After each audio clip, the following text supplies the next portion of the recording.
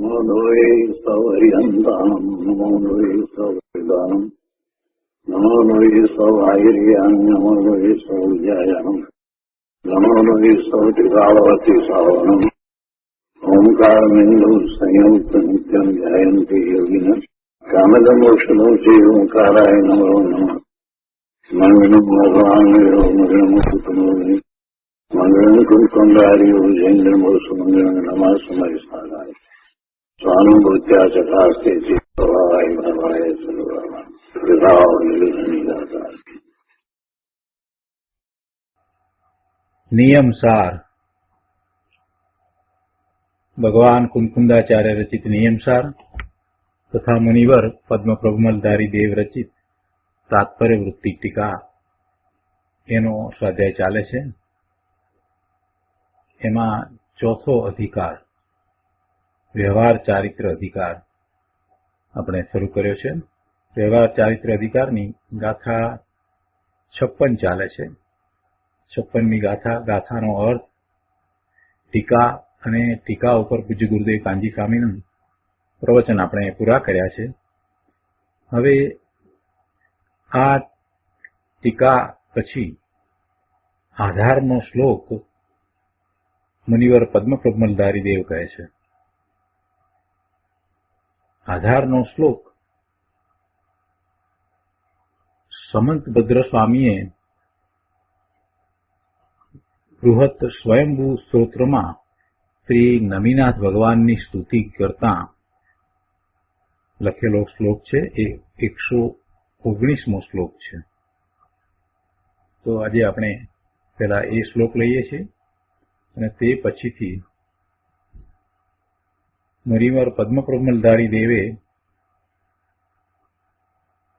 કળશ 76 લખ્યો છે તે લઈશું.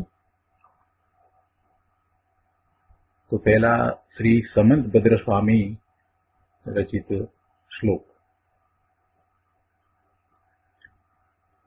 અહિંસા ભૂતાના જગતિ વિદિતમ બ્રહ્મ પરમમ ન સા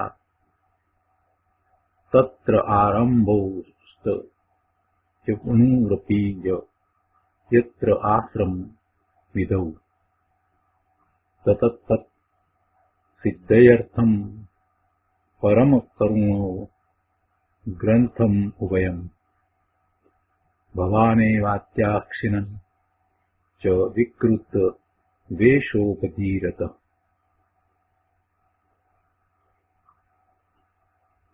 શ્લોકના અર્થમાં કહે છે કે જગતમાં વિદિત છે કે જીવોની અહિંસા પરમ બ્રહ્મ છે.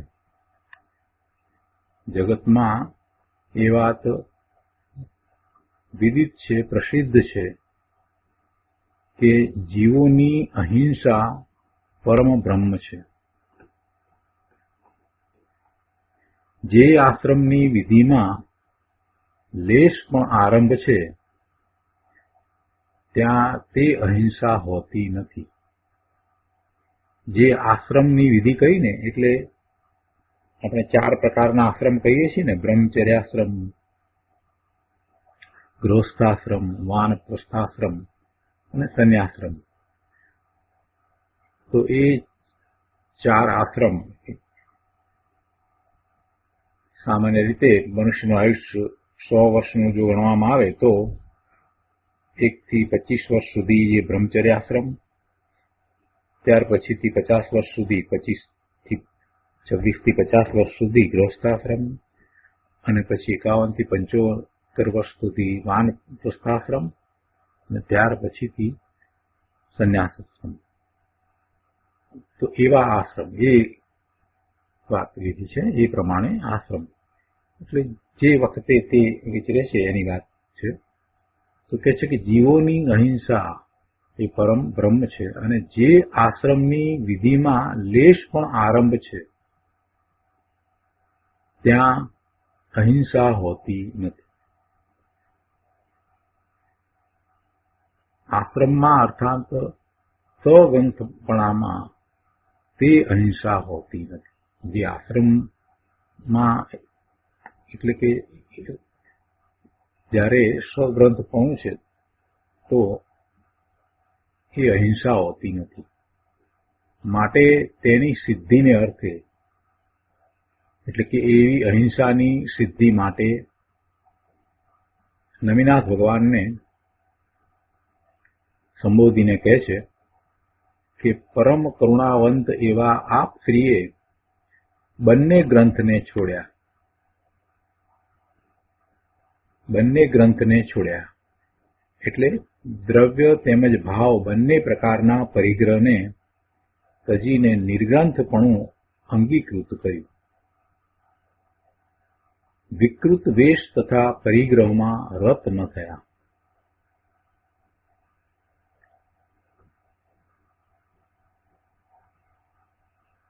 આ તો નમિનાથ ભગવાનની સ્તુતિ છે. 119મો શ્લોક છે બૃહત સ્વયંભૂ સ્તોત્રનો.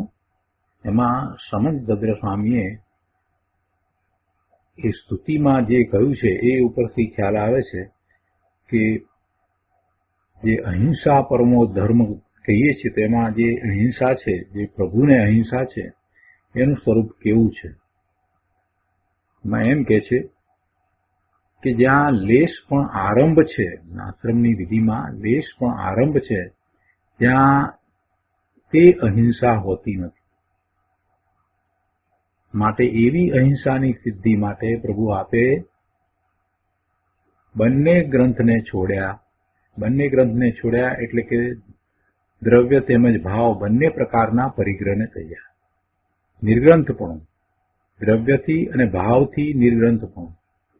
દ્રવ્યથી નિર્ગ્રંથપણું એટલે વસ્તુ પદાર્થનો પરિગ્રહ તો છોડ્યો, પણ ભાવથી નિર્ગ્રંથપણું એટલે પોતાને સ્વ સિવાય બીજો અન્ય કોઈ ભાવ પણ નથી, એનું પણ પરિગ્રહ નથી, એવું નિર્ગ્રંથપણું પ્રભુએ અંગીકાર કર્યું.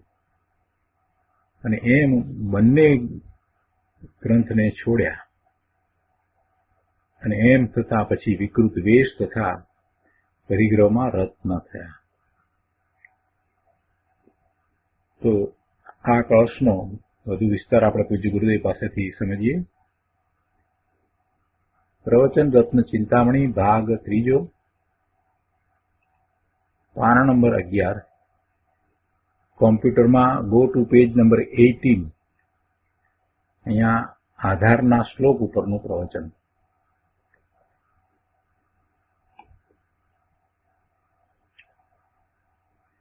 અહીંયા કહે છે કે ભગવાનને વિકૃત વેશ પણ નથી અને પરિગ્રહ પણ નથી, એમ હવે કહે છે. કેમ કે સ્તુતિમાં ભગવાનને કહ્યું ને કે આપને હવે કોઈ વિકૃત વેશ પણ નથી અને પરિગ્રહ પણ નથી, અને આપે તો દ્રવ્ય તેમજ ભાવથી નિર્ગ્રંથપણું અંગીકાર કર્યું છે. તો અહીંયા કહે છે કે જગતમાં વિદિત છે કે જીવોની અહિંસા પરમ બ્રહ્મ છે. આ નિશ્ચય અહિંસાની વાત છે. અહીંયા નિશ્ચય અહિંસાની વાત કરી છે. અગાઉ ગાથા 56માં વ્યવહાર અહિંસાની વાત આવી અને તેની સાથે ગુરુદેવે નિશ્ચય અહિંસાની વાત સમજાવી. કેમ કે વ્યવહાર અહિંસા નિશ્ચય અહિંસા વિના હોતી નથી. અહીંયા તો આ સ્તુતિમાં તો પ્રભુની કેવી દશા છે, કેવી અદ્ભુત દશા છે, એ દર્શાવીને નિશ્ચય અહિંસાની વાત કરી છે. એટલે જે આપણે કહીએ છીએ કે અહિંસા પરમ ધર્મ છે, તો એ અહિંસા એ નિશ્ચય અહિંસાની વાત છે. નિશ્ચય અહિંસાનું સ્વરૂપ કેવું છે અને કેવી રીતે પ્રગટે છે? તો પોતાના ત્રિકાળી શુદ્ધ ભાવનું લક્ષ્ય કરીને ત્યાં સ્થિરતા કરે છે, ત્યારે એ નિશ્ચય અહિંસા હોય છે. એટલે કે પોતે પોતાના સ્વભાવ ભાવથી ચ્યુત નથી થતા એવી પોતાના સ્વભાવ ભાવની અહિંસા છે, એ નિશ્ચય અહિંસા છે. તો આ નિશ્ચય અહિંસાની વાત છે. અને એવી નિશ્ચય અહિંસાને જૈન દર્શનમાં અહિંસા પરમો ધર્મ કહ્યો છે. ગુરુદેવ અહીંયા કહે છે કે તે અહિંસા આત્માનો પરમ બ્રહ્મ, પરમ શુદ્ધ આત્મ ધર્મ છે. નિશ્ચય અહિંસાની વાત છે, અને આ નિશ્ચય અહિંસા આત્માનો પરમ ધર્મ, પરમ શુદ્ધ આત્મધર્મ છે. આ અહિંસામાં પરની અપેક્ષા નથી. પરમ શુદ્ધ આત્મધર્મ છે. કોનો? આત્માનો.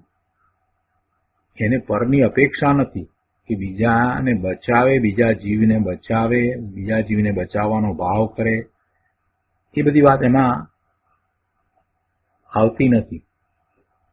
આ તો સ્વયં પોતે પોતાના શુદ્ધ સ્વરૂપને વિશે એકાગ્રતા કરે છે અને પોતાના પરિણામ એવા નિર્મળ થાય છે, એટલે કે સ્વભાવ જેવો છે એવા જ પરિણામ થાય છે, સ્વાભાવિક પરિણામ થાય છે. તો પોતે સ્વભાવ ભાવે થાય છે તો પર્યાયમાં સ્વભાવ ભાવનો ઘાત થતો નથી. જો દ્રવ્યનો જે સ્વભાવ છે એ તો ત્રિકાળ છે, એનો તો ઘાત થઈ શકે જ નહીં. પરંતુ જેવું ત્રિકાળ શુદ્ધ દ્રવ્ય છે, જેવો સ્વભાવ છે, અનંત ગુણનો પિંડ ભગવાન આત્મા છે અને એનું જે પરિણમન છે એ એનો સ્વભાવ છે. તો એવા સ્વભાવનું પર્યાયમાં જે પરિણમન છે એ પરિણમનની વાત છે. તો એમાં એવા સ્વભાવ, પર્યાયમાં જે શુદ્ધ સ્વભાવ પ્રગટ થાય છે એનો ઘાત ન થવો, એટલે કે એવા સ્વભાવે જ પોતે પરિણમે એવી અહિંસા. જો એ શુભ કે અશુભ ભાવે થાય છે તો પોતાના એવા સ્વાભાવિક પરિણામનો ઘાત થાય છે. એટલે બીજી રીતે કહીએ તો જ્યારે એ શુભ કે અશુભ ભાવે થાય છે ત્યારે પોતે પોતાના સ્વભાવ ભાવથી ચ્યુત થઈને એવા પરિણામ કરે છે, શુભ કે અશુભ પરિણામ કરે છે, અને એમાં એના સ્વભાવ ભાવની પ્રગટતા થતી નથી. એમ એ સ્વભાવની હિંસા છે. એટલે શુભ કે અશુભ ભાવે થતા પોતાના સ્વભાવ ભાવનો ઘાત થાય છે. જ્યારે પોતે પોતાના સ્વભાવ ભાવે પરિણમે છે તો એનો ઘાત થતો નથી, અને એ જ સાચી અહિંસા છે. અને એ અહિંસાને અહિંસા પરમો ધર્મ જૈન દર્શનમાં કહેવામાં આવ્યું છે. આ અહિંસાનું સ્વરૂપ કેવું છે એને સમજાવતા ગુરુદેવ કહે છે કે તે અહિંસા આત્માનો પરમ બ્રહ્મ, પરમ શુદ્ધ આત્મધર્મ છે. રાગની ઉત્પત્તિ તે હિંસા છે, શુભ કે અશુભ ભાવે થવું તે હિંસા છે, અને રાગની અનુત્પત્તિ તે અહિંસા છે. પોતાના સ્વભાવ ભાવે રહેવું તે નિશ્ચયથી પરમાર્થે અહિંસા છે. સ્વભાવના આશ્રય રાગ વિનાની વિતરાગ પરિણતિની ઉત્પત્તિ તે અહિંસા છે. પોતાના ત્રિકાળી શુદ્ધ સ્વભાવના આશ્રયે કોઈ વિકલ્પ નથી, શુભ અશુભ ભાવ થતા નથી, અને વિતરાગી પરિણતિની ઉત્પત્તિ થાય છે, નિર્મળ પરિણામ થાય છે, વિતરાગી પરિણામ થાય છે. તો તે અહિંસા છે અને તે પરમ બ્રહ્મ છે. અને એને વિશે એમ કે છે કે આ જગતમાં વિદિત છે, પ્રસિદ્ધ છે. જગતમાં આ પ્રસિદ્ધ છે. કેમ કે અહિંસા પરમો ધર્મ એમ કહેવાય છે ને, તો એમાં કઈ અહિંસા? કે જેવો પૂર્ણ આનંદ ભગવાન આત્મા છે તેવો શ્રદ્ધા જ્ઞાનમાં સ્વીકારીને તેમાં ઠરવું, તેનું નામ નિશ્ચય અહિંસા, પરમ અહિંસા છે. અને તે પરમ બ્રહ્મ છે, એ આત્માનો ધર્મ છે.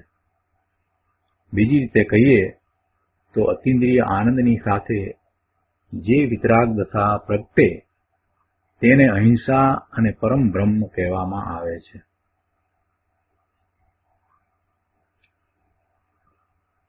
આગળ કહે છે, જે આશ્રમની વિધિમાં લેશ પણ આરંભ છે ત્યાં તે અહિંસા હોતી નથી. તે આશ્રમમાં અર્થાત સગંધપણામાં તે અહિંસા હોતી નથી.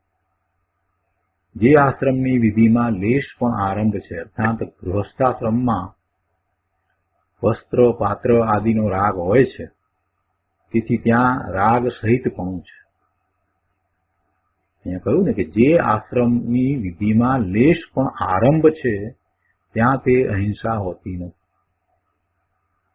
ગૃહસ્થાશ્રમનો વિચાર કરીએ તો ગૃહસ્થાશ્રમમાં વસ્ત્ર પાત્ર આદિનો રાગ હોય છે,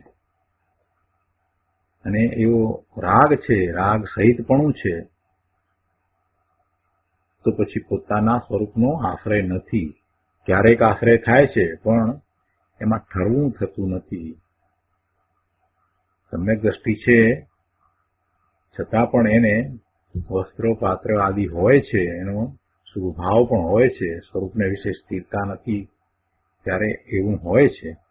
તો એવું છે તો એને કહે છે કે અહિંસા હોતી નથી. એમ કહ્યું ને અહીંયા કે જે આશ્રમની વિધિમાં લેશ પણ જરા પણ આરંભ છે, ત્યાં તે અહિંસા હોતી નથી. ગૃહસ્થાશ્રમમાં વસ્ત્ર પાત્ર આદિનો રાગ હોય છે, તેથી ત્યાં રાગ સહિતપણું છે, રાગ રહિતપણું નથી. શુભરાગ છે, એક વખત અશુભરાગ પણ છે. ભલે સમ્યક દ્રષ્ટિ હોય તો પણ, સમ્યક દ્રષ્ટિ હોય તો દ્રષ્ટિ અને સ્થિરતાના અંશની અપેક્ષાએ રાગ સહિત નથી. દ્રષ્ટિ અને સ્થિરતાના અંશની અપેક્ષાએ રાગ સહિત નથી. એટલે શું કે શ્રદ્ધાની રીતે અને સ્થિરતાનો અંશ પ્રગટ્યો છે, તો એ અપેક્ષાએ એમ કહેવાય કે એ રાગ સહિત નથી. છતાં પણ તેની પર્યાયમાં હજુ રાગ વર્તે છે, એમ અહીંયા કહે છે. સમ્યક દ્રષ્ટિને શ્રદ્ધા અપેક્ષાએ એમ કહેવાય કે એને બંધ નથી, કેમ કે હવે એને અનંતનું બંધી કસાયનો અભાવ થયો છે, એટલે અનંત બંધ થાય એવું છે નહીં. એટલે અપેક્ષાથી એમ કહેવાય કે સમ્યક દ્રષ્ટિને બંધ નથી, પણ ખરેખર તો એને પણ બંધ તો પડે જ છે. ચોથા ગુણસ્થાનની દશા છે તો હજી કસાયની 3 ચોકડી છે અને નો કસાય પણ છે, તો એને પણ બંધ પડે છે. 5મા ગુણસ્થાનની દશા છે તો કસાયની 2 ચોકડી છે અને નો કસાય પણ વર્તે છે, એટલે એને પણ બંધ પડે છે. અરે મુનિને પણ જે 7મે 6ઠે ગુણસ્થાને છે, એને પણ હજી એક સંજોલન કસાયની ચોકડી બાકી રહી છે. 3 કસાયનો અભાવ થયો છે અને કેટલાક નો કસાય પણ અંશે સત્તામાં પડ્યા છે, તો એ પણ હોય છે. તો એમને પણ એવો શુભ કે અશુભ ભાવ આવે છે. અશુભ ભાવ તો ભાગ્યે જ હોય છે, શુભ ભાવ હોય છે. એટલે કહે છે કે એવી 6ઠા ગુણસ્થાનની દશાની અંદર પણ મુનિને પણ જે શુભ ભાવ છે, જે શુભ રાગ છે, તો એટલું જે શુભ રાગ પણ જે છે અને સાથે વિતરાગતા પણ છે, દશા પૂર્ણ નથી થઈ, તો જે શુભ રાગ જે છે એટલી અહિંસા નથી, એટલે નિશ્ચય અહિંસા નથી. મુનિને નિશ્ચયથી અહિંસા વર્તે છે અને સાથે વ્યવહાર અહિંસા પણ છે જ, એ તો મુનિને છે જ. પણ હજી પર્યાયમાં જ્યાં સુધી શુભભાવ છે ત્યાં સુધી એની પૂર્ણ દશા નથી. અહીંયા કહે છે કે સમ્યક દ્રષ્ટિને દ્રષ્ટિ અપેક્ષાએ, શ્રદ્ધાની અપેક્ષાએ અને સ્થિરતાનો અંશ પ્રગટ થયો છે, એની અપેક્ષાએ એમ કહેવાય કે રાગ નથી, એ રાગ સહિત નથી. છતાં પણ તેની પર્યાયમાં હજુ રાગ વર્તે છે, એમ અહીં કહે છે. ગુરુદેવ કહે છે કે જો એક બાજુ એમ કહે છે કે સમ્યક દ્રષ્ટિ રાગ, કર્મ અને શરીર રહિત છે, કેમ કે પોતાને રાગાદિ સહિત માનતો નથી, એવી એની શ્રદ્ધા નથી. પોતે રાગાદિ સહિત હોય એવી એની શ્રદ્ધા નથી. એટલે એક તરફ એમ કહે છે કે સમ્યક દ્રષ્ટિ રાગ, કર્મ અને શરીર રહિત છે, જ્યારે અહીંયા એમ કહે છે કે 5મા ગુણસ્થાન વાળો જીવ પણ સગ્રંથ છે, કારણ કે હજુ તેની ભૂમિકામાં રાગ છે. તેના ત્રિકાળી તત્વમાં અને તેની દ્રષ્ટિમાં ભલે રાગ ન હો, તેના ત્રિકાળી તત્વમાં અને તેની દ્રષ્ટિમાં, શ્રદ્ધામાં ભલે રાગ ન હો, તેમજ પર્યાયનો જેટલો અંશ રાગ નિર્મળપણે ઉઘડ્યો છે તેમાં પણ રાગ નથી, છતાં પણ હજુ ચોથા અને પાંચમા ગુંઠાને રાગ રૂપ કર્મધારા સાથે હોય છે.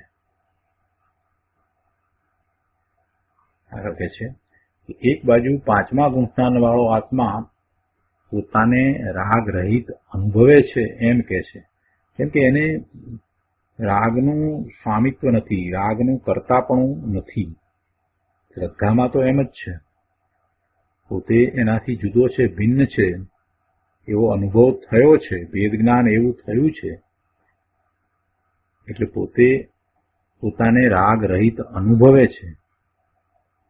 છતાં અહીંયા અપેક્ષાથી એમ પણ કહે છે કે તેને સગ્રંથ કહે છે, કેમ કે તેની ભૂમિકામાં રાગ છે, હજી રાગ સ્વભાવ તો છે, તો તેને અહીંયા ગણવામાં આવ્યો છે અને એને સગ્રંથ કહેવામાં આવ્યો છે. નિર્ગ્રંથ નહીં પણ સગ્રંથ, ગ્રંથ સહિત, એટલે એટલો પરિગ્રહ છે. બાકી દ્રષ્ટિ અપેક્ષાએ તો સમકીતિ પણ નિર્ગ્રંથ જ છે. શ્રદ્ધાની અપેક્ષાએ કહીએ તો ચોથા ગુંઠાન વાળા પણ નિર્ગ્રંથ છે, તો પછી પાંચમા પણ વાળા પણ નિર્ગ્રંથ કહેવાય, પણ એ તો શ્રદ્ધાની અપેક્ષાએ.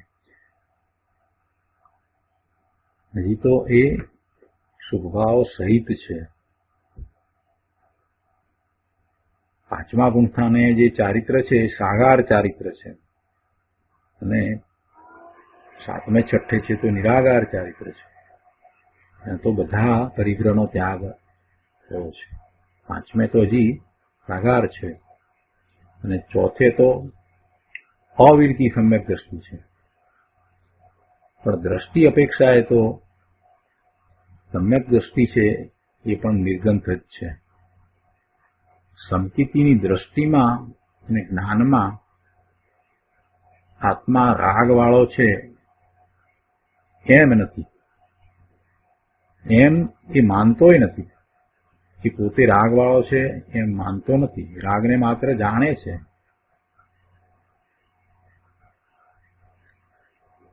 વ્યવહારવાળો આત્મા છે એમ ધર્મી માનતો નથી.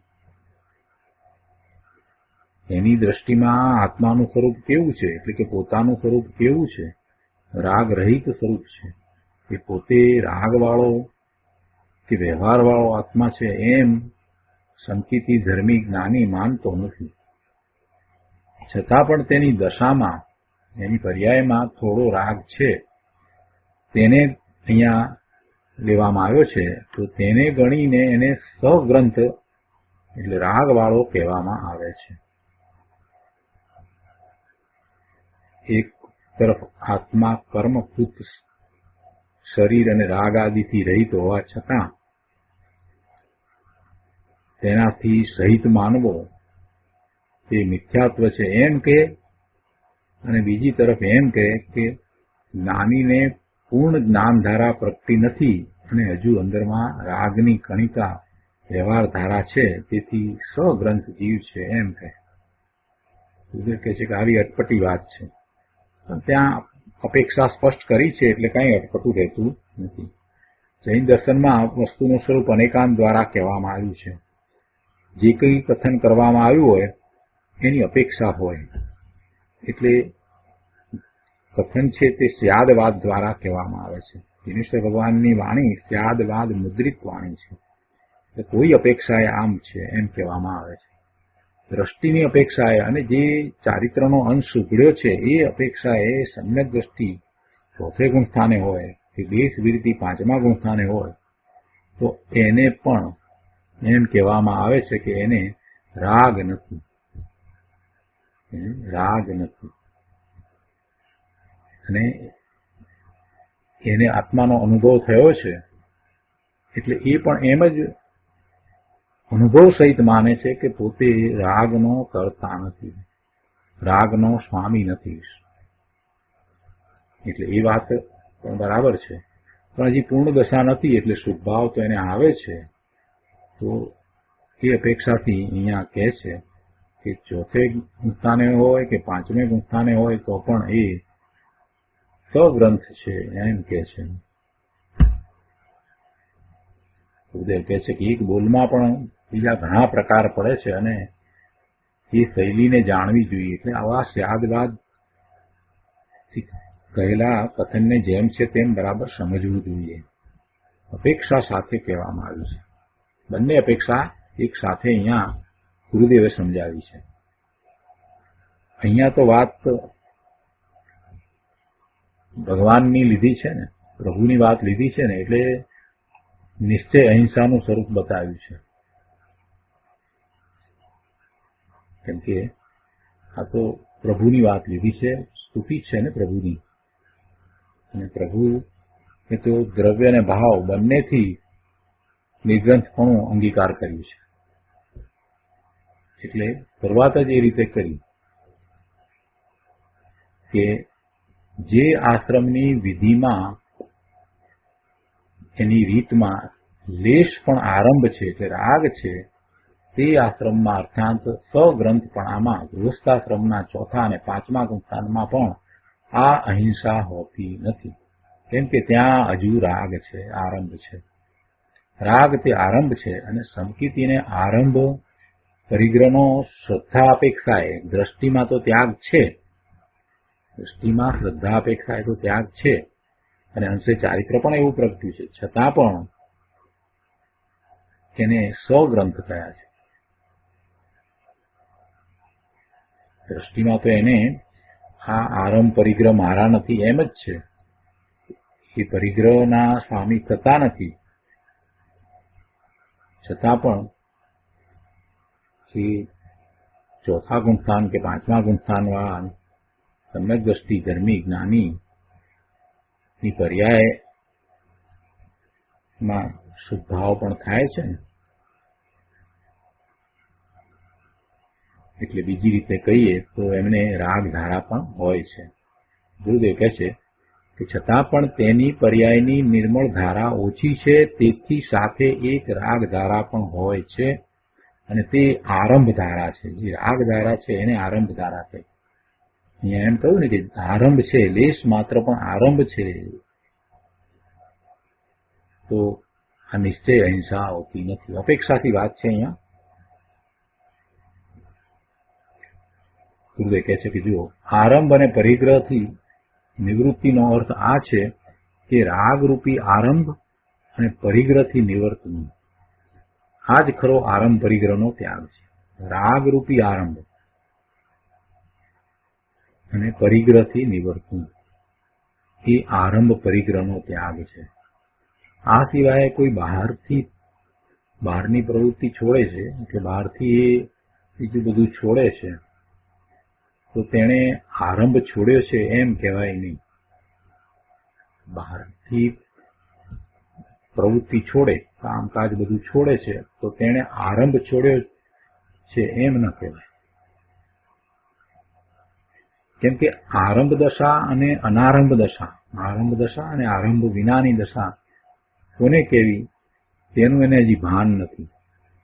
તેમજ અનારંભ દશા પ્રગટ્યા વિના આરંભનો ત્યાગ ક્યાંથી આવે?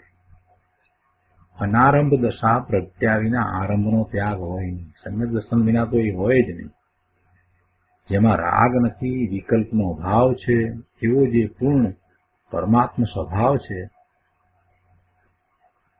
તેનો અર્થાંત અનારંભી અને અપરિગ્રહી જે આત્મચીજ છે, જે શુદ્ધ ત્રિકાળી દ્રવ્ય છે, તેનો આશ્રય લેતા પર્યાયમાં અનારંભપણું અને અપરિગ્રહપણું પ્રગટે છે અને તેને આરંભ પરિગ્રહનો ત્યાગ કહે છે. શું કહ્યું? ફરીથી લઈએ કે જેમાં રાગ નથી, વિકલ્પનો અભાવ છે, એવો જે પૂર્ણ પરમાત્મ સ્વભાવ છે, અર્થાત એ અનારંભી અને અપરિગ્રહી જે આત્મચીજ છે, આ તો દ્રવ્ય છે. એવું દ્રવ્યમાં ક્યાં વિકલ્પ છે? દ્રવ્યમાં ક્યાં રાગ છે? એ પરમાત્મ સ્વભાવ છે જે અનારંભી અને અપરિગ્રહી શુદ્ધ ત્રિકાળ ચીજ છે, એ આત્મવસ્તુ છે.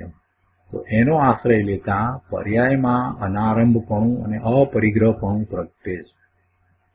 વસ્તુમાં આરંભપણું નથી, વસ્તુમાં તો અનારંભપણું જ છે. વસ્તુમાં પરિગ્રહપણું પણ નથી, એટલે એનું લક્ષ્ય કરતા અપરિગ્રહપણું પર્યાયમાં પ્રગટે છે. અને એમ એ આરંભ પરિગ્રહનો ત્યાગ કહે છે.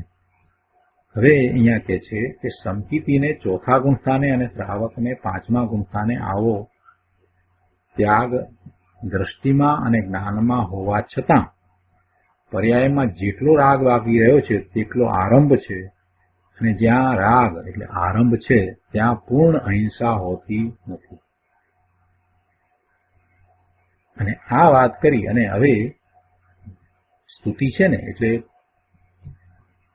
નમિનાથ ભગવાનને સંબોધન કરીને જે વાત કરી છે ને એ હવે કહે છે કે આ રીતે જ્ઞાની ધર્મીને પણ એવી અહિંસા હોતી નથી, માટે એવી અહિંસાની સિદ્ધિ અર્થે, માટે તેની સિદ્ધિને અર્થે, એટલે કે એવી અહિંસાની સિદ્ધિ માટે હે નમિનાથ પ્રભુ, પરમ કરુણાવંત એવા આપ શ્રીએ બંને ગ્રંથને છોડ્યા, એટલે કે દ્રવ્ય તેમજ ભાવ બંને પ્રકારના પરિગ્રહને તજીને નિર્ગ્રંથપણું અંગીકૃત કર્યું. વિકૃત વેશ તથા પરિગ્રહમાં રત ન થયા. એનો વિસ્તાર કરતા ગુરુદેવ સમજાવે છે કે હે ભગવાન નમિનાથ પ્રભુ, આપ પરમ કરુણાવંત અહિંસાવાન છો. પરમ કરુણાવંત અહિંસાવાન છો, કેમ કે આપે અહિંસાની સિદ્ધિ માટે રાગને છોડ્યો છે. જુઓ, ભગવાનની અહિંસા કેવા પ્રકારે છે અહીંયા કહ્યું છે. એમણે તો બંને પ્રકારના પરિગ્રહને તજીને નિર્ગ્રંથ પણ અંગીકૃત કર્યું છે. એટલે દ્રવ્ય તેમજ ભાવ બંને પ્રકારનો પરિગ્રહ છોડી શકે. કોઈ ભાવમાંય કોઈ પરિગ્રહ નથી. ભાવનો પરિગ્રહ એટલે શુભ ભાવ કે અશુભ ભાવ છે એ પરિગ્રહ છે. શુભ ભાવ અને અશુભ ભાવ તો પરિગ્રહ છે. તેવો ભાવનો પરિગ્રહ પ્રભુને હોતો નથી. પ્રભુ તો પોતાના શુદ્ધ ભાવમાં સ્થિર થયા છે. દ્રવ્ય પરિગ્રહ તો મુનિ દશા અંગીકાર કરે છે એટલે સંપૂર્ણપણે છોડે જ છે. મતલબ દિગંબર મુનિ થાય છે 28 મૂળ ગુણ સહિત બાયમાં એવું દ્રવ્યલિંગ હોય છે, અને એવું જ ભાવલિંગ હોય છે, એટલે કે સાતમા ગુણસ્થાનની પ્રતિસ્વ સંવેદનની દશા હોય છે. પણ સાતમે થી છઠ્ઠે આવે છે તો શુદ્ધભાવ આવે છે. સાતમે થી છઠ્ઠે આવે છે ને પછી પાછા છઠ્ઠે થી સાતમે જાય છે, તો છઠ્ઠે છે ત્યારે તો શુદ્ધભાવ પણ છે. પણ પ્રભુને હવે એ નથી. પ્રભુને તો એવો પરિગ્રહ પણ નથી. શુભ ભાવ જે છઠ્ઠા ગુણસ્થાનની દશામાં હોય છે એ પણ હવે પ્રભુને નથી. પોતે પોતાના સ્વરૂપમાં સ્થિર થયા છે. એટલે એમ એ નિર્ગ્રંથપણું છે. એટલે વિકૃત વેશ નથી ને પરિગ્રહમાં રત નથી થયા, એવી પ્રભુની એ દશા છે. એટલે એમણે એ અહિંસા ની સિદ્ધિ કરી છે, અને એ જ સાચી કરુણા છે. કઈ રીતે એ કરુણા છે એ વાત હવે આગળ લઈએ. અહીંયા કહે છે કે હે ભગવાન નમિનાથ પ્રભુ, આપ પરમ કરુણાવંત અહિંસાવાન છો, કેમ કે આપે અહિંસાની સિદ્ધિ માટે રાગને છોડ્યો છે. ગુરુદેવ કહે છે કે જો ભગવાનની અહિંસા આ છે કે તેમણે ગૃહસ્થાશ્રમનો રાગ છોડ્યો, અને તેને અહીંયા ભગવાનની પરમ કરુણા કહેવામાં આવે છે. જો કોઈ રાગને ન છોડે તો તેનું નામ આત્મા પ્રત્યે હજુ એટલી અકરુણા છે. શુભભાવ છે તો એટલી હજી આત્મા પ્રત્યે અકરુણા છે. પોતાના આત્મા પ્રત્યે જે કરુણાનો ભાવ છે, પૂર્ણ કરુણાનો ભાવ છે, તો પોતે શુભ ભાવે થતો જ નથી. પોતાના સ્વભાવ ભાવનો પર્યાયમાં ઘાત ન થાય એમ એનું પ્રવર્તન થાય. જો કોઈ રાગને ન છોડે તો તેનું નામ આત્મા પ્રત્યે હજુ એટલી અકરુણા છે. રાગને અકરુણા કહી છે. પરંતુ ભગવાને તો વસ્ત્ર, પાત્ર તેમજ તેનો રાગ પણ છોડ્યો હતો અને એવું અપરિગ્રહપણું અને અનારંભપણું અંગીકાર કર્યું હતું. આમ બંને ગ્રંથને છોડ્યા તે તેમની પરમ કરુણા છે. નિમિત્તરૂપ દ્રવ્ય ગ્રંથ એટલે વસ્ત્ર, પાત્ર વગેરે એને નિમિત્તરૂપ કયા છે. એ નિમિત્તરૂપ છે. એ છે એનો રાગ, એ રાગમાં નિમિત્ત છે. નિમિત્તરૂપ દ્રવ્ય ગ્રંથ એટલે વસ્ત્ર, પાત્ર એ અને ભાવ ગ્રંથ એટલે રાગ આદિ, તે બંને છોડવા એ પરમ કરુણા છે. અને આ કરુણા એમણે કોની ઉપર કરી? આ કરુણા પોતે પોતાની ઉપર કરી છે. પોતાની ઉપર કરુણા કઈ રીતે થઈ? તો કહે છે કે પોતે આવા નિર્ગ્રંથ થઈ અને પોતાના ભાવમાં પણ સગ્રંથતાને રાખીને પરમ નિર્ગ્રંથપણો અંગીકાર કરી. દ્રવ્ય ગ્રંથ અને ભાવ ગ્રંથ બંનેને છોડીને પરમ નિર્ગ્રંથ દશા એટલે ભાવમાં પણ હવે કોઈ પરિગ્રહ નથી. ભાવરૂપ પરિગ્રહ એમને હોતો નથી. પોતાના સ્વભાવ ભાવનો ઘાત નથી થતો. એટલે એમને આ જે કરુણા કરી એ પરમ કરુણા પોતાની ઉપર કરી છે. જુઓ, આ પોતાની પૂર્ણ કરુણા, આવી પોતાની પૂર્ણ કરુણામય દશા છે. કૃપાળુદેવે લખ્યું છે ને કે કરુણા હમ પાવત હૈ તુમકી વહ બાત રહી સુગુરુ ગમકી પલ में प्रगटे मुख આગળ સિંહ જબ સદગુરુ ચરણ સુ પ્રેમ બસી. પહેલા પણ પોતાની ઉપર કરુણા તો હતી જ, એટલે કે દ્રષ્ટિ ને જ્ઞાન તો સમ્યક થયા જ હતા. સમ્યક દર્શન થાય, ચોથા ગુણસ્થાનની દશા છે ત્યારે પણ શ્રદ્ધામાં તો એમ જ છે. અને જેટલો અંશ ચારિત્રનો પ્રગટ થયો છે, જેટલી શુદ્ધિની વૃદ્ધિ થઈ છે, તો છે તો એમ જ. પરંતુ હવે પોતાની ઉપર પરમ કરુણા થઈ, એટલે કે ગૃહસ્થાશ્રમનો રાગ હતો તેને પણ છોડી દીધો. તો આનું નામ મુનિપણું છે એમ કહે છે. જ્ઞાની વસ્ત્ર સહિત નિર્ગ્રંથ મુનિપણું માને છે, પણ ભગવાન વસ્તુના સ્વરૂપમાં આ માન્યતા ન ચાલે. વસ્ત્ર સહિત નિર્ગ્રંથપણું માનવું એ વાત બરાબર નથી. નિર્ગ્રંથ મુનિ, ભાવલિંગી નિર્ગ્રંથ મુનિ છે. ભાવલિંગી નિર્ગ્રંથ મુનિને તો કોઈ પરિગ્રહ હોતો નથી. વસ્ત્ર પાત્રનો પરિગ્રહ હોતો નથી. બાહ્ય અને અંતરંગ પરિગ્રહની વાત આપણે કરીએ છીએ ને,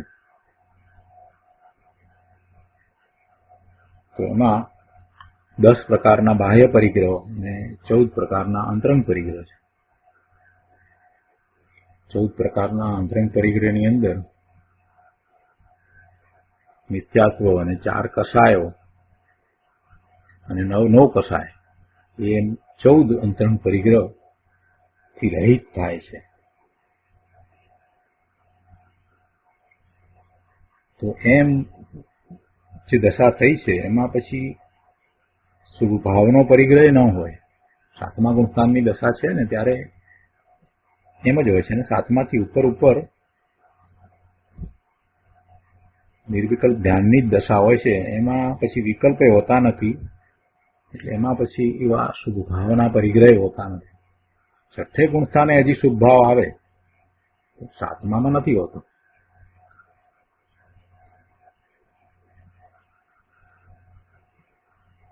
ત્યાં અબુદ્ધિપૂર્વકનો રાગ કહેવામાં આવ્યો છે. એ તો કેવડી ગમે છે. 7મા ગુણસ્થાનમાં 6થે બુદ્ધિપૂર્વક ને અબુદ્ધિપૂર્વકનો રાગ અને 7મે અબુદ્ધિપૂર્વકનો રાગ જે કહેવામાં આવ્યો છે એ તો કેવડી ગમે છે. અહીંયા તો પરિગ્રહની અપેક્ષાથી વિચાર કરીએ છીએ તો પછી ત્યાં એવો પરિગ્રહ હોતો નથી. દ્રષ્ટિની અપેક્ષાએ, શ્રદ્ધાની અપેક્ષાએ જોઈએ તો ચોથા ગુણસ્થાને પણ એવી દશા છે, પાંચમે પણ એમ જ છે. કેમ કે ભલે એ પરિગ્રહ સહિત હોય પણ પરિગ્રહ પ્રત્યેનું વલણ એમનું બદલાઈ ગયું છે. પરિગ્રહ જે કંઈ છે ગૃહસ્થાશ્રમમાં છે એટલે તો એમાં પોતાપણાનો ભાવ નથી, એમાં ઈષ્ટપણાની બુદ્ધિ નથી. એટલે ચોથે ગુણસ્થાને પાંચમે ગુણસ્થાને પણ શ્રદ્ધામાં તો એમ જ છે. ગૃહસ્થાશ્રમમાં છે એટલે કેટલી વસ્તુ પોતાની સમીપમાં હોય, એવા સંયોગો હોય, તે છતાંય એ વસ્તુમાં પોતાપણાનો ભાવ હવે રહ્યો નથી. પોતે એનાથી જુદા છે અને એ વસ્તુનું સ્વામિત્વ નથી, અને એ વસ્તુમાં ઈષ્ટ બુદ્ધિ પણ નથી કે અનિષ્ટ બુદ્ધિ પણ નથી. એટલે શ્રદ્ધામાં તો એમ જ છે, પણ છતાંય એ દશાને અહીંયા નથી લીધી. એને સગ્રંથ દશા કહી છે. શુદ્ધ ભાવ છે ને જી, એ અપેક્ષાથી વાત છે. અહીંયા તો ભગવાનની વાત લીધી છે, નવીનાથ ભગવાનની વાત લીધી છે કે જેમને પૂર્ણ પરમ નિર્ગ્રંથ દશા હતી એ વાત લીધી છે. કે પ્રભુ આપે તો દ્રવ્ય અને ભાવ બંને પ્રકારે પૂર્ણ પરમ નિર્ગ્રંથ દશા અંગીકાર કરી છે. અહીંયા ગુરુદેવે વાત સમજાવે છે કે અજ્ઞાની વસ્ત્ર સહિત નિર્ગ્રંથ મુનિપણું માને છે, પણ એમ હોતું નથી. નગ્ન દિગંબર મુનિ હોય અને કોઈ પરિગ્રહ હોય જ નહીં. એ તો હજી વ્યવહારમાં વાત થઈ. અને અંતરંગ દશાનો વિચાર કરીએ તો શુદ્ધ ભાવનો પરિગ્રહ મુનિને હોય નહીં. શુદ્ધ ભાવનો પણ પરિગ્રહ હોતો નથી. સાતમા ગુણસ્થાનની દશામાં તો મુનિને એ હોતું નથી. અહીં આગળ કહે છે 14મા પાના ઉપર, અવિકાર, અકષાય, વિતરાગ સ્વભાવી અને મહા અનારંભી પ્રભુ આત્મા અંદર પડ્યો છે. જો મૂળ સ્વરૂપમાં તો ક્યાંય વિકાર નથી, ક્યાંય કષાય નથી, પૂર્ણ વિતરાગ સ્વભાવ છે, સર્વજ્ઞ સ્વભાવ છે, અને કોઈ અંદરમાં આરંભ થાય એવી વાત જ નથી. મહા અનારંભી પ્રભુ આત્મા છે. એવા પોતાના ત્રિકાળી શુદ્ધ ભગવાન આત્માનો આશ્રય લેતા જેટલું અનારંભીપણું પ્રગટે તેટલી અહિંસા છે, અને જેટલો રાગ બાકી રહે તેટલી હિંસા છે.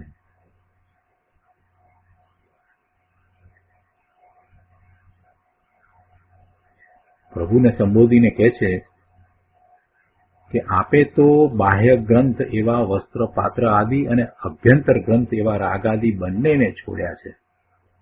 પ્રભુને સંબોધીને કહે છે કે પ્રભુ આપે તો બાહ્ય ગ્રંથ એવા બાહ્ય પરિગ્રહ એવા વસ્ત્ર પાત્ર આદિ અને અભ્યંતર ગ્રંથ અંતરંગ એવા પરિગ્રહ જે રાગાદી છે એ બંનેને છોડ્યા છે. આ આપની નિજ આત્મા ઉપર બહુ પરમ કરુણા છે.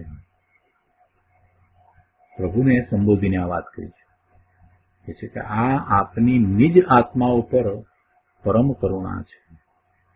આ પરમ કરુણા છે. ગુરુદેવ કહે છે કે ભગવાનને આત્માની દયા પ્રગટી એમ કહે છે.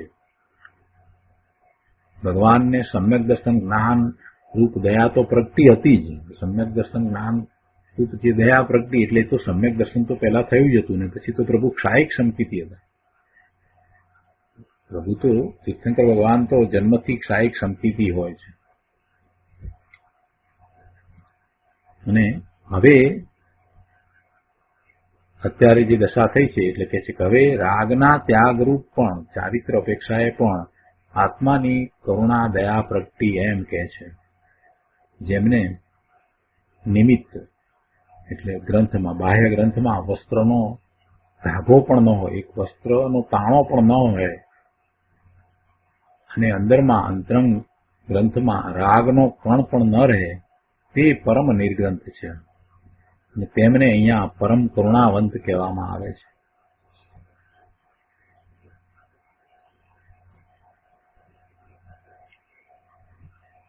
એમ કહ્યું ને શ્લોકના અર્થની અંદર કે જે આશ્રમની વિધિમાં લેશ પણ આરંભ છે ત્યાં તે અહિંસા હોતી નથી, માટે તેની સિદ્ધિને અર્થે એ નવીનાથ પ્રભુ પરમ કરુણાવંત એવા આપ શ્રીએ બંને ગ્રંથને છોડ્યા. એટલે આ રીતે વાત કરી છે. પ્રભુની અપેક્ષાથી આખી વાત લીધી છે અને અહિંસા પરમો ધર્મ સમજાવી દીધો છે.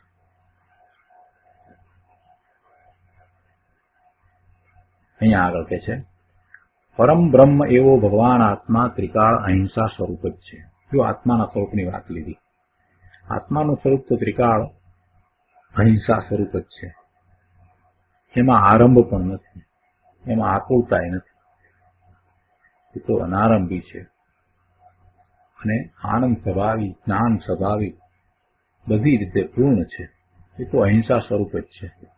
આ પરમ બ્રહ્મ ભગવાન આત્માનું હોવા પણ જે દ્રષ્ટિ અને જ્ઞાને સ્વીકાર્યું, જે દ્રષ્ટિ અને જ્ઞાને સ્વીકાર્યું એટલે કે જેને એવો અનુભવ થયો સ્વરૂપનું લક્ષ કરતા, એકાગ્રતા કરતા, તે પછીથી એવી શ્રદ્ધા થઈ છે. એવું જ જ્ઞાન થયું છે પોતાના સ્વરૂપનું અને પછીથી એવી શ્રદ્ધા થઈ છે. એટલે એ દ્રષ્ટિએ અને એ જ્ઞાને સ્વીકાર્યું. તે અહિંસા દ્રષ્ટિ અને અહિંસા જ્ઞાન છે.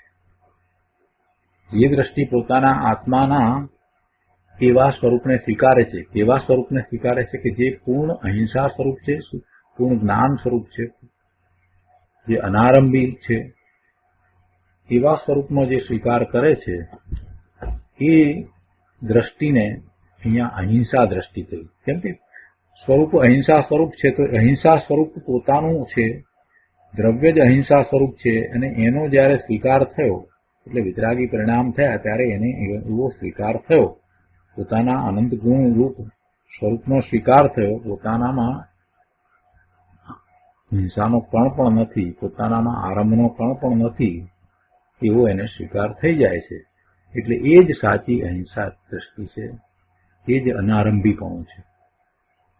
એટલે કે છે કે આ પરમ બ્રહ્મ ભગવાન આત્માનું હોવા પણ જે દ્રષ્ટિએ અને જ્ઞાને સ્વીકાર્યું તે અહિંસા દ્રષ્ટિ અને અહિંસા જ્ઞાન છે. તેમજ તેનો જેટલો આશ્રય સ્વીકાર્યો, તેનો જેટલો આશ્રય ચારિત્રમાં સ્વીકાર્યો તેટલો ચારિત્રનો અહિંસા ભાવ પણ છે. પરંતુ તે વખતે જેટલો પરદ્રવ્યના આશ્રયનો રાગ બાકી રહ્યો તેટલો ત્યાં આરંભ અને હિંસા છે. જેટલો પરદ્રવ્યના આશ્રયનો રાગ બાકી રહ્યો, પરદ્રવ્યના આશ્રય જે રાગ થાય, ભલે ને એ શુભરાગ હોય, એ પૂજા ભક્તિનો ભાવ હોય તો પણ એ શુભરાગ છે, પરદ્રવ્યના આશ્રય થતો રાગ, એ જેટલો એ બાકી રહ્યો છે એ આરંભ અને હિંસા છે. તો કે છે કે નવીનાથ પ્રભુ આપે તો રાગ અને રાગના નિમિત્તો એવા વસ્ત્ર પાત્ર આદિને પણ છોડ્યા. રાગ તો છોડ્યો અને રાગના નિમિત્તોને પણ છોડ્યા.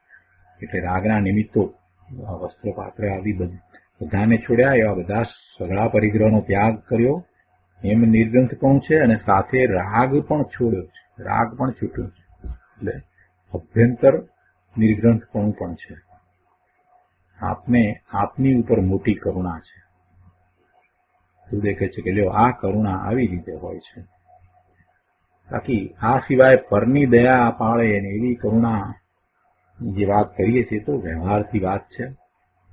તો પરની દયા ખરેખર એ પાળી શકે છે? બીજા જીવનું આયુષ્ય જે પ્રમાણે હોય એ પ્રમાણે એનું થાય.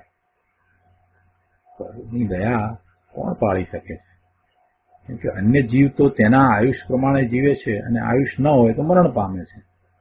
તેમાં આ જીવ શું કરે? આ જીવનો એમાં કઈ અધિકાર નથી.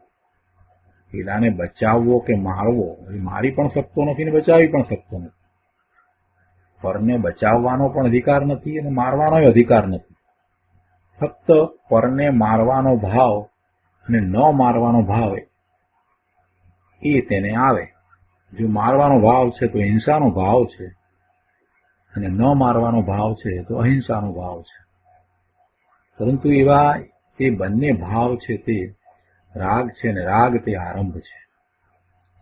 એટલે પરની દયા પાળવાનો ભાવ એવો રાગ પણ આરંભ છે એમ કે છે. પણ એવો ભાવ શુભ ભાવ, પરની દયાનો ભાવ, પરની રક્ષાનો ભાવ, એવો વ્યવહાર અહિંસાનો ભાવ જ્ઞાની ધર્મીને હોય છે. ખરેખર સાચો એવો વ્યવહાર અહિંસાનો ભાવ જ્ઞાની ધર્મીને જ હોય છે એ વાત તો આપણે 56મી ગાથામાં કરી ગયા છીએ.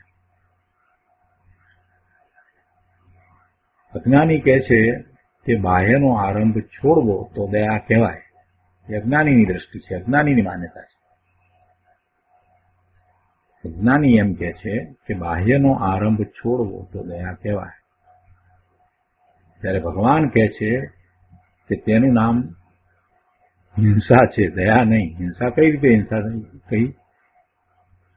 કે એ શુભભાવ છે, પરની દયાનો ભાવ શુભભાવ છે. અને જ્યારે એ જીવ શુભભાવે થાય છે તો પોતાના સ્વભાવ ભાવનો ઘાત થાય છે. સ્વભાવ ભાવ એટલે ત્રિકાળી સ્વભાવ ભાવનો ઘાત એમ નહીં, પરંતુ વિતરાગી પરિણામ એવા સ્વભાવના થાય છે.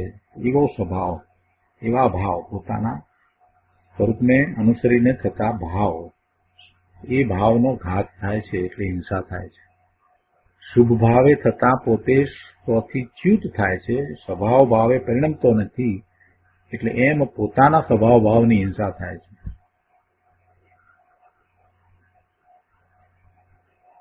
ગુરુદેવ કહે છે કે ભાઈ તને ખબર નથી, દયા તો તેને કહીએ કે આત્મા નિજ સ્વરૂપમાં લીન થઈને નિશ્ચય અનારંભપણે પરિણમે, એને દયા કહીએ, એને સાચી અહિંસા કહીએ. આત્મા રાગ વિનાના વિતરાગ ભાવપણે પરિણમે તેને દયા અને અહિંસા કહીએ. અહિંસા તો વિતરાગી પરિણામ છે, પોતાના વિતરાગી પરિણામ છે. એ સાચી અહિંસા છે. અને પરને જીવાડવાનો ભાવ, અભયદાનનો ભાવ, પરની રક્ષાનો ભાવ એ તો શુભ ભાવ છે. એટલે એ શુભ ભાવ છે તો એમાં પોતાના સ્વભાવ ભાવની હિંસા થાય છે. સાચી અહિંસા તો પોતાના સ્વરૂપનું લક્ષ્ય કરી અને પોતે સ્વભાવ ભાવે પરિણમે તો થાય. વિતરાગી પરિણામ થાય ત્યારે સાચી અહિંસા આવે છે. આ વાત કરી એટલે કોઈ કહે છે કે આ તો એકલી નિશ્ચયની વાત કરી. ગુરુદેવ કહે છે કે ભાઈ નિશ્ચયની સાથે વ્યવહાર હોય છે એ વાત શું નથી આવતી? આવે છે. કેમ કે જે પૂર્ણ નથી થયો તેની તો અહીંયા વાત છે. કૃપાળુદેવે શ્રીમદ રાજચંદ્ર પુસ્તક છે, મોટો ગ્રંથ છે, જેની અંદર બધા પત્રો અને કાવ્યો વગેરે બધું જ સાહિત્ય છે. એ ગ્રંથની અંદર શ્રીમદ રાજચંદ્ર વચનામૃત ગ્રંથ, એમાં આવે છે કે પ્રદેશમાં નિર્ગ્રંથપણે રહેતા કોટી કોટી વિચાર આવે છે. તો તે નિર્ગ્રંથપણું એટલે રાગ રહિત દ્રષ્ટિનું નિર્ગ્રંથપણું. રાગના પકડ વિનાનું જે સ્વભાવના પકડવાળું નિર્ગ્રંથપણું છે તે, પણ છઠ્ઠા ગુણસ્થાનનું નિર્ગ્રંથપણું નહીં. તો સ્પષ્ટ અહીંયા કર્યું છે. કે છઠ્ઠા ગુણસ્થાને હજી એને શુદ્ધભાવ છે. છઠ્ઠા ગુણસ્થાને શુદ્ધભાવ હોય છે, સાતમે નથી. છઠ્ઠા ગુણસ્થાને તો હોય છે. ત્યારે આ નિર્ગ્રંથપણું તો ગૃહસ્થાશ્રમના રાગના ભાવ વાળું છે. અહીંયા તો જે નિર્ગ્રંથપણાની વાત છે તે અહીંયા જે આગળ જે વાત કરી છે તો છઠ્ઠા ગુણસ્થાનની વાત એ તો કરી છે. અને પછી તો અહીંયા જે શ્લોકમાં વાત કરી એ તો પ્રભુના નિર્ગ્રંથપણાની વાત કરી છે.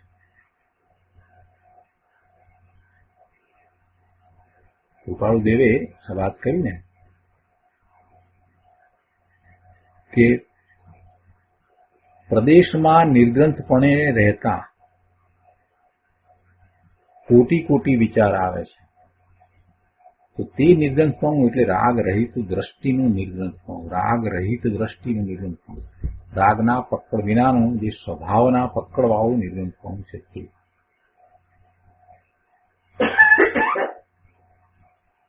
એમાં છઠ્ઠા ગુણસ્થાનનું નિર્ગંસપણું નહીં.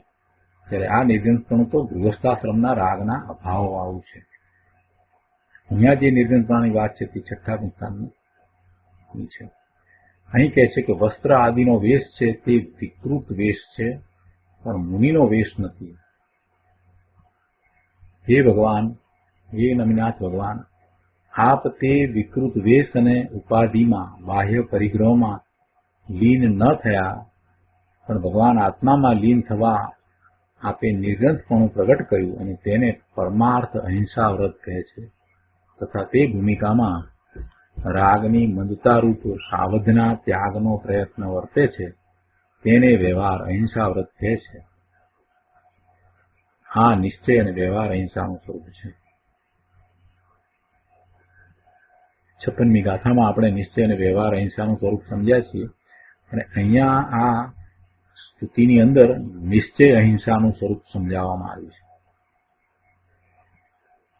એમાં તો નિશ્ચય અહિંસાનું સ્વરૂપ કહ્યું છે.